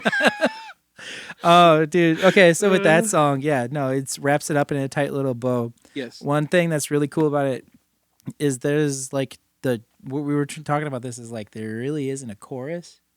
There's like a guitar riff that it kind of comes back to, Mhm. and it's like so it's supposed to be like the catchiest quote unquote part of the song, but like the verse is honestly a little catchier. Yeah, Um, I think the verse is catchier. The riff is just like that's the hook though. It's like, that's, the hook, but for they're sure. so different. It's almost like two different songs. It's funny to me too that they play the exact same riff each time, and they go from like A to F Yeah. to G or whatever. Yeah. And it's like I don't know, it just reminds me of that like well he wasn't the one who came up with this, but like there's this like interview with Paul Simon where he's like people get after they hear something 2 or 3 times or whatever, they kind of like get acclimated to it. Yep. So it's like you should change it up after that to keep the listener like kind of guessing. repetition keep 'em- legitimizes. Well, repetition legitimized, but if you repeat too much, it can get boring. It's true. But Don't like bore us, get to the Weezer core. was like, "Fuck that. We're gonna we're gonna play the same riff 5 times yeah, and do it again later in the song. Deal And with it's it, like, that's nerds. what it You'll is. buy it. Deal with it, you idiot. You'll It's- buy it. and then stupid. nobody did. Which is criminal. This album is fucking amazing. I love it so It's pretty much. good. I like how a lot of these songs in the middle of the album are just like short little. You want something different, a little appetizer, Yeah, a little yeah. something kept it- different. Well, it's like it's in between like the entree and your main course and your It's a- appetizer. It's a nice mint The little piece of bread or whatever. mint salad. Or mint that a salad. thing? No, I don't think so. Trying to think of like what a palate cleanser is. Like a piece of bread. It's a nice glass of Sprite. It's a brit. Oh no! Okay, we gotta do this. We gotta get through this. I He's got homework. I got stuff to do tonight. Okay, next up is Space Rock. It was a song Oh, written, directed yeah. completely at the fans. I love this song. This song's It's so dope. weird and short and good. Yeah, dude, it's cooking. It dude. is an I love it. unfinished idea, and I love the balls of just putting it out. Yeah, It used to be called Place the Blame, which is like pretty clearly it's about the fans. yeah. They So decided to make it a little. this is such a weird song, and I love it. Let's just go. We're Absolutely. doing it. Space Rock. Like, Pat can't decide what kind of drum beat. Yeah, he's like, keep him guessing. You want to cry when you're dealing with the kids. That's the verse. That's it.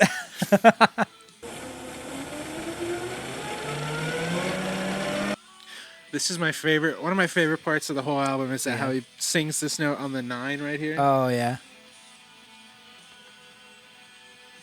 It just totally doesn't mesh with anything else going on in Yeah. the song, but it's a game and you'll play, but you can't have fun when all they do is say lies. Mm. Like, this is not a song. Oh no, yeah. These are like the unfinished vocal takes Yeah. in his home studio, probably, like the energy of it. Like, wow. Dude, We're just trying that's to. one of those songs that you listen to and you're like, what happened? What? Yeah. Where did that go? Where did that come from? And why is it called space rock? For real. Like, what does that have to do with anything? And keeping in with the energy of like, well, the fans, the label, making a traditional album. Yeah. You can barely make out the words. Yeah, you really can't. It's objectively not a well-written song. Yeah, but also no. I love it. I think this album is best enjoyed knowing the context of it. Yeah, for sure. Totally. For sure. And I think that's probably why if I had listened to it too early, I probably wouldn't like it. I would listen to that song and be like, I can't hear the words. Yeah, Where is this going? Where's the beat? What's the chorus? Like it's so strange and out there. It is the complete antithesis of the Green Album. Oh, 100%. Which was we're writing the best pop songs we possibly can to a T. And that's why, as much as I don't like to compare albums to the last one, with this one, I feel like it enhances the two. Totally. Knowing what comes before and after each of them. Knowing the range of like what they can do, you know, as a band. Yeah. And what Rivers can write as songs. That's kind of the story of this whole record is what can we do? What can we just throw out there and see what happens?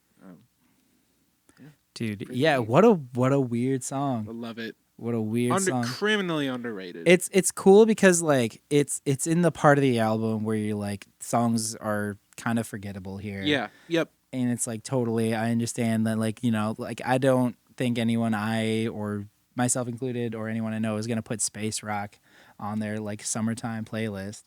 But it's a song that I think deserves more appreciation. It does. Yeah.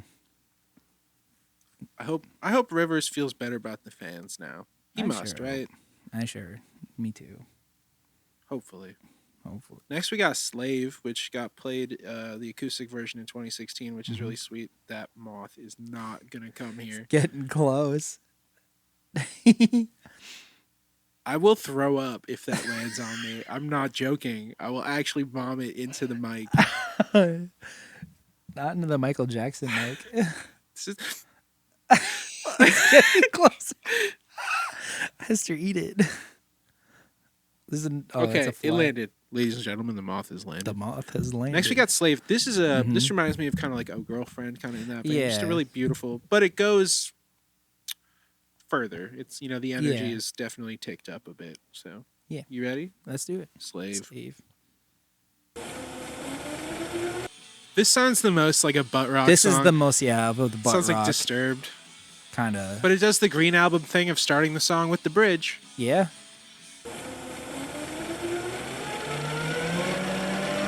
Maybe a little heavier than it needs to be. Yeah, but it works on Maladroit. I think so too.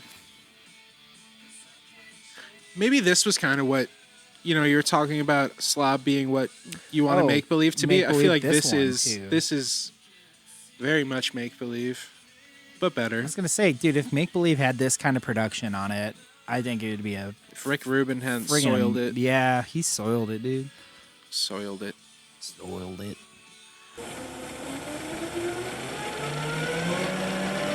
The intro feels weird until you hear this, and then it's like, okay, I get it. I think so too. Yeah. Nice, beautiful guitar solo.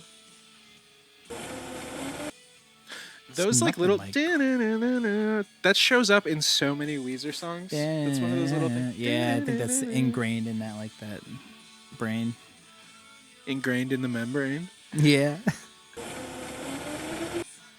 This is interesting. I never knew he was saying "Who put on your heart." What did you think it was? I thought it was just "Ooh, put on your heart." Oh. I never knew it was "Who put on your heart." That's interesting.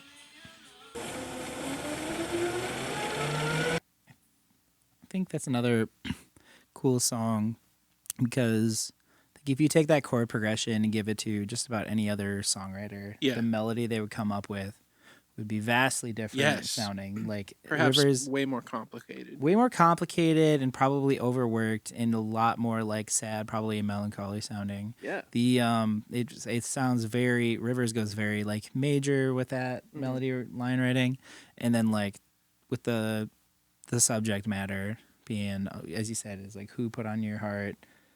Yeah, I mean, it's very much a love barely alive in your Yeah. arms. It's very much a relationship that you maybe feel trapped in, slave, or like it's just not going well. You don't recognize this other person anymore. Yeah. It's just a and classic. it's like such a uplifting melody with Yeah. such a melancholic, lines. It is. That's kind of how I've always felt about it. I'm like, this melody is very beautiful, but what they're talking about is a bummer. It's that old chestnut. That old chestnut. I'd love to see it when it pops up. Great song. It's always one when it comes up. I'm happy. When it comes up on shuffle, I'm happy to listen to it. Absolutely. I wouldn't maybe go out of my way to listen to it, but it's very good. Like This that next one, "Fall Together," is Pat Wilson's favorite Weezer song, or at least at the time, it was his favorite Weezer song. Nice. I don't like this one. Oh no. It's a little too butt rock for me. Let's listen to it. We'll listen to it. Yeah. Let's listen to it. You got anything else to say? Let's say hit play on that bad boy. All right, jeez, calm down. You telling me Pat Wilson can be wrong? That's why he got to do his little solo. Suffocation, No breathing. Doesn't it? Oh no, it is. I do like this though.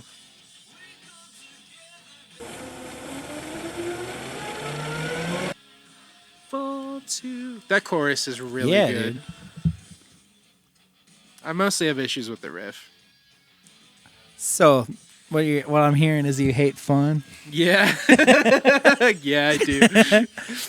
I would argue that this is like butt rock gratitude. Like, it's that same like attitude of like, yeah, we're gonna like lean into those things. But it's This just to gonna me have reads fun. as 100% sincere, though. Yeah. They were trying to be tough. Maybe not. I think they were trying to be tough, but maybe like I don't know, like they're like we're gonna lean very hard. Come on, come on. It's fun. Who's smiling right now, brother? You tell me if you were in the car with some people you didn't know, you would comfortably put this song on? Okay. Guitar solo's good. Yeah. Okay. It doesn't All sound right. like a Weezer solo. Like they're leaning into like these tropes. It's fun. I'm having fun. It's fun. I'm having fun. It's better than Make Believe. Fall I'm Together. gonna beat you up. It's just so. Get up. It's like automatic, but it's so. It's funny because maybe this is just like I was in a band with a dude who like would come to us with like riffs like that. Yeah. But like genuinely, It's just like it's like what do we do with this? It's you start playing guitar and you're really into rock and you want to start writing rock music. These riffs sound like the first riffs you come up with, but somehow no one has ever done them. You know what I'm saying? Yeah, like, totally. These are all riffs that seem obvious, and it's weird that nobody wrote them. Yeah, totally. It feels it's funny because that riff, if you drop it down to like 2 steps down, it sounds like a Death Clog like riff. I feel Right. like. It's uncharacteristic for Weezer. That's what I'm saying. I'm saying that this album, like that's the whole like thing with this album is they're kind of stepping out of their wheelhouse and they're like kind of like playing on those tropes and just like we were giggling and having fun. You're right. Is it objectively a good song? I don't think so. It's not bad. If you look at it in a bubble, however, if you understand like what the attitude of Maladroit is, that's. You're telling me that if we played that at WeezfestCast, you wouldn't have a big old grin on your face? I'd be embarrassed. It'd be funny. It would be funny. I don't know. It's just it's uncharacteristic, so it makes me scratch my head a little bit. Totally. But like, if you just lean into the butt rockiness of it, yeah, it goes hard. It's fun. It's cool. It's goofy. That's the only song I'm not thrilled about on this album, Sure. though. Everything else, like, I'm into it. Dude, yeah. So, I mean, what does that tell you? Like, this is a pretty damn good record. It's so underrated. It's so not enough people have given this the credit, that it deserves. And I get it because like it feels unapproachable, I think. And you know what? I also understand the other side of the argument that like you shouldn't have to understand the whole Right. like deal behind it to enjoy an album. You should be able to just put on an album and enjoy it. Right. I think that's where some of these songs probably fell short for people. They're like, what's going on? This sounds so strange and weird. I think you have to already be on the Weezer train, and then when you get to this stop, you're like, yeah, this is great. This feels at home. But if you were to just play this record for somebody, I could see it sounding like any other rock album that came out in 2002, aside from maybe a couple moments. Totally. So I think I understand some of the criticism. Yeah. These next two tracks, criminally underrated. This next one especially is one that I totally forgot existed. Yeah. And then it came on like yesterday when I was listening to this, and I was like, this is maybe one of my new all-time favorite Weezer songs. It's also the earliest released Weezer song, like earliest in their catalog song to have never been played live. Oh, okay. So, everything else has been, everything else like that came, I guess, around this time has been played live at least once. This is the only one. I love punk Weezer. I love punk Weezer. I love Peezer. Peezer, hardly know her. There's a band called P-Lander Z that I really like. Colin, if you name drop one more band, I'm going to throw that mason jug. I'm going to put a picture of P-Lander Z up there. They're silly. They wear different colors. Wow. Hold on. Wait. You're telling me they wear different colors? They wear like different colors. Wait. You want to know how broken my brain is? How's that? I saw an ad. I sent it to you. I saw an ad for Xbox controllers. Put it up there. Put it up there. It's a Weezer reference. I know, and I sent it to Colin, and I was like, "You don't think? Surely they can't." I don't know. I think like, it's unintentional. It's unintentional, but they had black, white, red, green, and blue, and I'm like, "Hold on." That has to be. There's no way. Coded. I don't know, dude. And it's in the order. It is, yeah. Like I never put that together until this moment. It might not be in the order. We'll have to double check that. I think it's black, white, red, green, and blue. Oh my lord! If it is in order, there's something. I don't.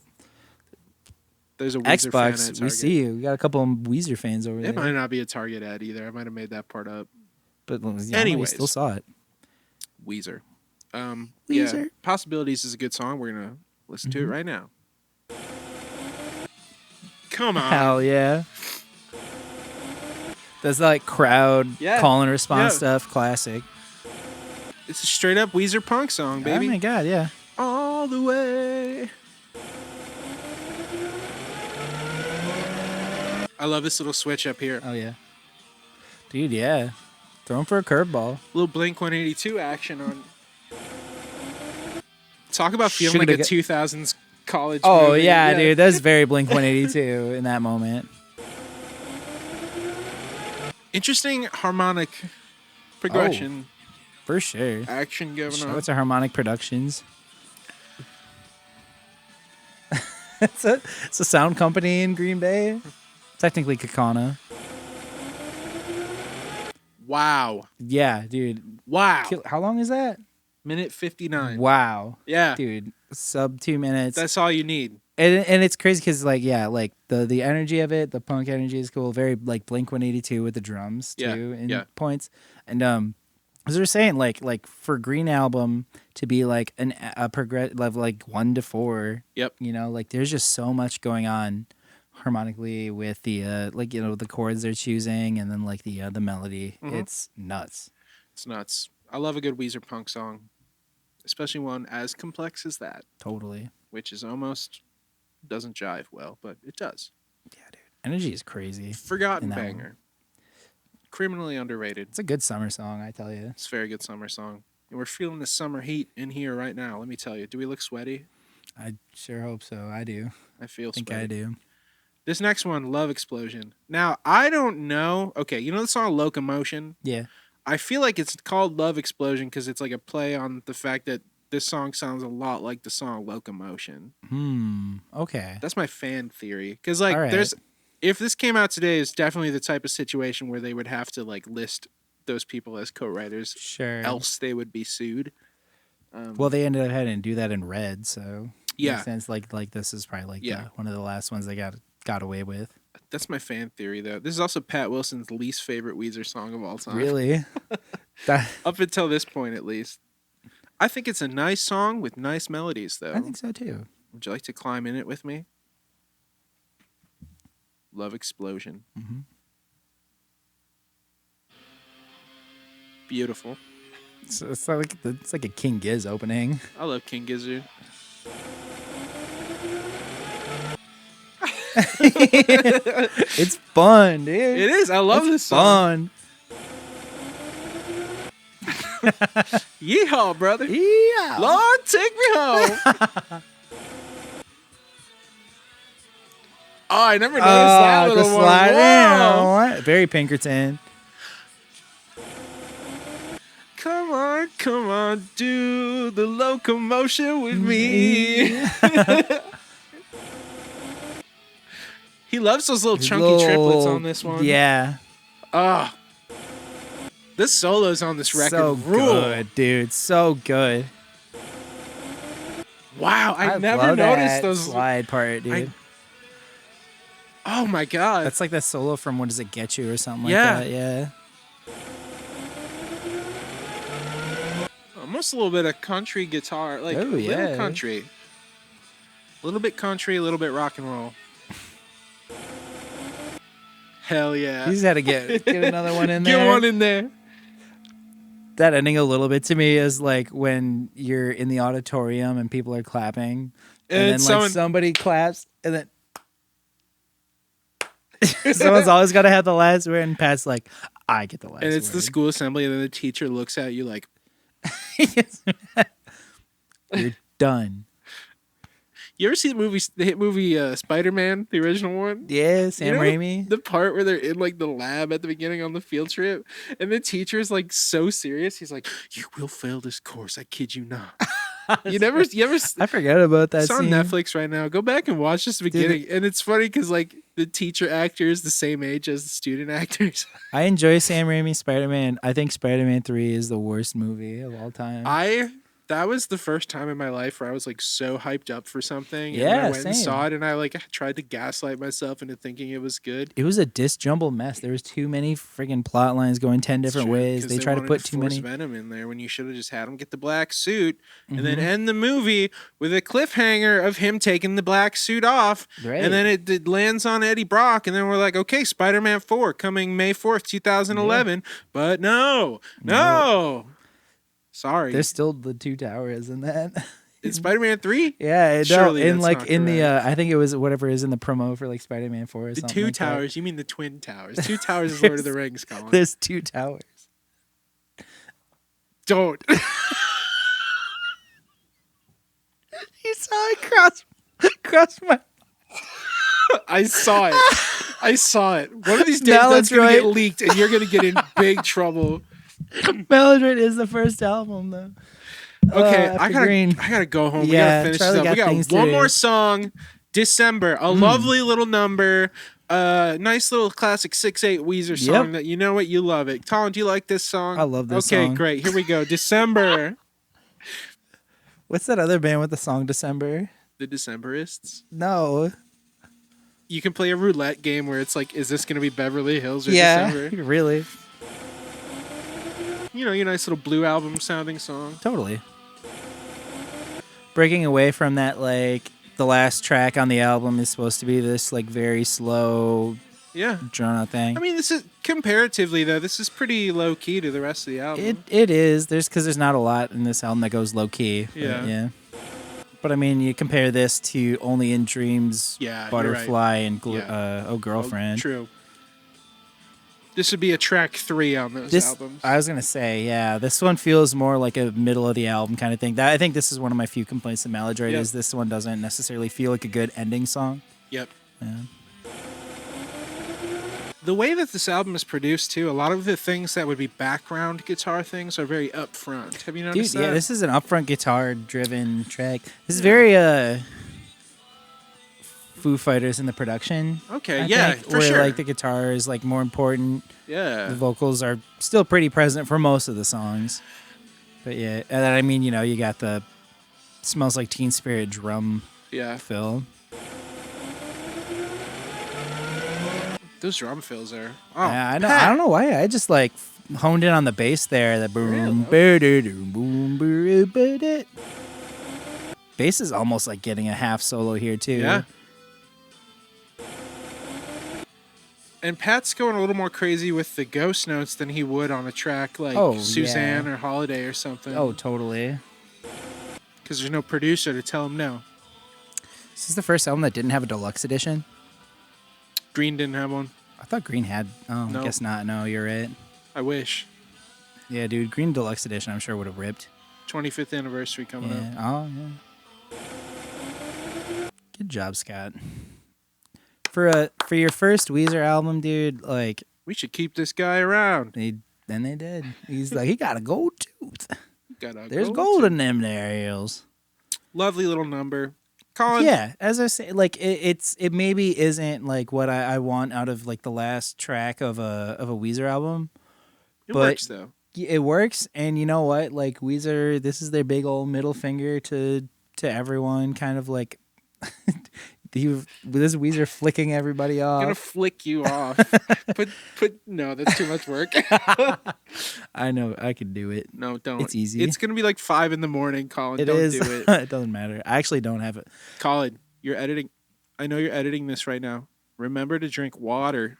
I do drink water. I got the. You know what they say? You get 3 drinks. You know, you got the one to hydrate you, the one to keep you caffeinated, and the one that's a little treat one for fun. Yeah. Yeah. So Colin's got Diet Dr. Pepper, no regular Dr. Pepper, yeah, and Mr. Pibb. Which one's to hydrate me? Mr. Pibb. Mr. Pibb, baby. He's not even a doctor. He lost his degree. He lost his license for war crimes. But yeah, as I said, it's like their little middle finger album to like, you know what, we're breaking away from your expectations, and gosh darn it, do I love them for it. Yep. I really believe this is like a top 3 Weezer album for me, wow. Especially after all is said and done. As the thing is, I totally get music shouldn't have to. You shouldn't have to understand the intention behind music for it to be good in every scenario. I think that the backstory elevates this album a lot. But there are so many tracks on this that I just would listen to, even if it weren't for knowing the backstory to it. I think that was beautifully put, Colin. Yeah. What about you, Charlie? You have any final thoughts on this album? You know, there's one song that I might skip, but now I feel like after listening to it today, I won't skip it because I've got that fun memory of us laughing about it. It's goofy. It is a solid Weezer album. You know, aside from the big heavy hitter Weezer albums, I'd say this is just below the surface. It's not. I don't think I'd put it, you know, in like necessarily even the top 5, but it's certainly a good Weezer album, and I'm happy it exists. I give this one like a 9.25. Like Jeez. I love this album. You heard it here, folks. I think I was going into this. I was like, there's a very real possibility after I like talk about my thoughts and feelings with this one with you, and we have some you know, a little bit of like back and forth on it. I was like, am I gonna like this more than Red? I still think that Red album is my favorite Weezer album of all time. I would also put Red above this, but there's a lot more to chew on with this one than I thought originally. Totally. Whether that be just extending a phrase, throwing in a, you know, a little lick here, whatever. There's a lot more here than people give it credit for, and I really truly believe it is in a way a parallel to Pinkerton. Oh, for sure. Yeah, like they got to like revisit the Pinkerton energy. Well, it's funny because like when they came out with Pinkerton, like it was like, yeah, like we put out Blue, let's like do our own thing, and then they put out Green, and then like, all right, we're gonna do our own thing. We've got our kind of footing. Got a new bass player. Then you do Make Believe, and then Red is kind of doing their own thing as well. Red is kind of doing their own thing. If Make Believe sounded more like this album, I do worry that it would be too much of a similar sound back to back. Right. So I feel that. I almost wish there was like another album between this and Make Believe, and then Make Believe got to sound, you know, more self-produced. You know, I just realized. Sorry. Keep going. Yeah. Well, yeah. Just in that line of thinking, that like Make Believe I think suffers from too much like pop production through Rick Rubin's missteps. As you're talking about like letting them kind of put the guitars a little bit more forward. I mean, Perfect Situation is a cool song. It's just so for what could be a more dynamic song. Yep. I think it kind of falls short, you know. Like if it was more like driven and then in the verses you can really compress that down. And you know the dynamics are, like I said earlier, kind of the story of this album. So yeah, absolutely. I love this album. Me too. I love it. This is it's probably Red Red, Maladroit, and then White probably for me, top 3. Well, there you go, folks. Yeah. Shall we close the book on Maladroit? For now. Till next time, old friend. Colin, you know what we're doing next time? What are we doing next time? Pinkerton. Hell Gonna yeah, hit brother. it hard. I love that those two are going to be back to back. Yes, I agree. Yeah. It's going to be interesting to look at them in comparison. Let's only talk about the lyrics and how problematic they are. I don't want to listen to Pinkerton because I think it's problematic, but I will do it because Colin loves that album, and he especially loves the song Across the Sea, and he says, I can really relate to a certain line in that song. Yeah. No. It's the why are you so far away from me? Because look at all this space between us on the couch. It's because it's sweaty and stinky in here. It is. Well, folks. I should have showered 2 days ago. Haven't washed my hair in 3 weeks. Hey. Do we have anything we want to... we have anything... Not really. Anything coming up? Well, there's a certain show that I don't know if it's going to be announced or not yet. But I don't think so. Probably not. Stay tuned. That's all I'm going to say. Tuned. There's a lot coming up, and you'll hear about it here. Yeah. We have a page for all of our projects now called Super Friend Productions. That's something. Super Friend Productions. So if you want to stay up to date with not just WeezFest, but all of the shows we put on, and boy howdy are there a lot of them coming up. Put up the logo because I was really happy with that. It's a Weezer reference. It is. You can follow that page, like that page. Thank you again to Bean for your support and all of our friends and listeners for your continued support. Yeah. Sorry the upload schedule has been a little sporadic, but we've been so goddamn busy. Yeah. And things are starting to level out a little bit for us now, so we've got some more fun content coming your way. For the true fans that stuck it through to the end, let me ask you. I mean, my opinion is that Maladroit is the most underrated, Weezer album. Do you guys think something else is more underrated? Van Weezer. I think that's true. That's honestly. my take, but what do you think is the most underrated Weezer album or even side project? Yeah. Let us know in the comment section below. And also let us know what you're going to be for Halloween this year. Yeah, and if you haven't thought of it by now, you really need to start because it's coming up.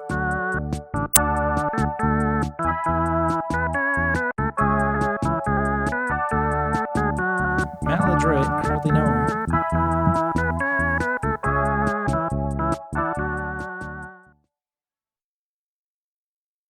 That's my... Wait, Charlie, what are you going to be for Halloween? I'm going to be Chucky. I'm going to be Bible Man. I might be a cowboy, though, because I already got the hat. That's true. I got all the stuff for it. The fixins. Cowboy fixins. I can see that. You know when you go to a gift shop and there's a mason jar full of ingredients? It's just add hot water and a stick of butter and a pound of ground beef. Yep. It's called cowboy fixins, and it makes just hamburger helper but worse. It's that's true. I thought it was really funny. I went to this is the after whatever. Right. I went to the text my mom quick. I went to the what's it called? The New Glarus Brewery in New Glarus, Wisconsin. And they were selling a beer bread thing where it's just add the beer. I'm like, it's just flour, salt, and leavener. No, not even, because that's in the beer. So it's just flour, sugar, and salt.